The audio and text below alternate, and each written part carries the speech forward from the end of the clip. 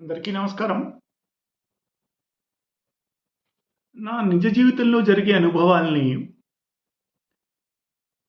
అంటే ఈ యాస్ట్రాలజీ ఈ లైఫ్‌లో జరిగే అనుభవాల్ని మీతోటి పంచుకోవడమే నాకు చాలా ఇష్టమైన వ్యాపకం. రోజు కాకపోయినా అప్పుడప్పుడు. అయితే ఒక 2, 3 రోజుల క్రితం లేతే ఒక వారం రోజుల్లో ఏం జరిగాయి అంటే,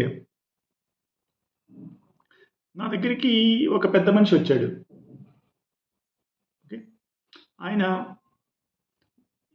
నా దగ్గరికి వచ్చేవాళ్ళు చాలామంది సెకండ్ ఒపీనియన్ గురించి వస్తూ ఉంటారు.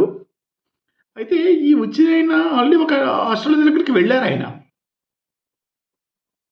వెళ్తే ఏం జరిగింది? ఆ ఆస్ట్రాలజరు అబ్బాయి తండ్రి హారోస్కోప్ మ్యాచింగ్ గురించి ఒక ఆస్ట్రాలజర్ దగ్గరికి వెళ్తే, "ఈ అమ్మాయి ఈ నక్షత్రంలో పుట్టడం వల్ల ఈ అమ్మాయికి అంత సరైనది అవ్వదండి.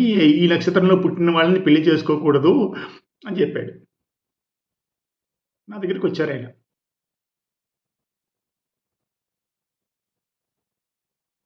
నాకు పెద్దగా అర్థం కాలేదు. ఆయన ఏం చెప్పారో నాకనవసరమైన విషయం.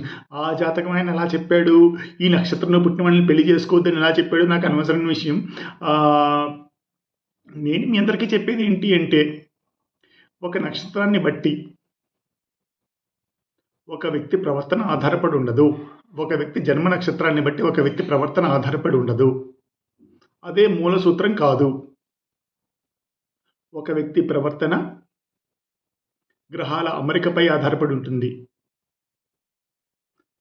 వాటి దృష్టులు, వాటి మీద పడుతున్న దృష్టులు, మనకి వచ్చే దశ, అంతర్దశలను బట్టి ఆధారపడి ఉంటుంది.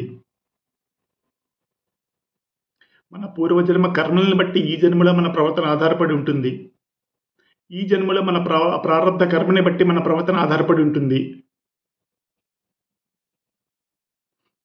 గ్రహాల స్థితిగతులు బట్టి మన ప్రవర్తన ఆధారపడి ఉంటుంది. మన లక్షణాల ప్రవర్తన అంటే లక్షణం. అలాగే కానీ ఒక వ్యక్తి జన్మ నక్షత్రం అనేది దశ ఆర్డర్ నిర్ణయించడానికే వాడతారు.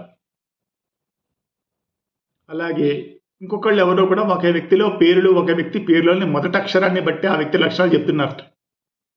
ఇలాంటివి కూడా నా దగ్గరికి కొన్ని వచ్చాయి. నేను చెప్పేది ఏంటి అంటే, ఇలాంటివన్నీ పెద్దగా శాస్త్ర సమ్మతం కానివి. జ్యోతిష్యం ఉందనుకోండి, ఇది శాస్త్ర సమ్మతం. పరాశరి దశ శాస్త్ర సమ్మతం. పరాశరి ఆస్ట్రాలజీ శాస్త్ర సమ్మతమైంది. లేకపోతే జైమిని, నాడీ ఇలాంటివన్నీ శాస్త్ర సమ్మతమైన జ్యోతిష్యాలు. మిగిలిన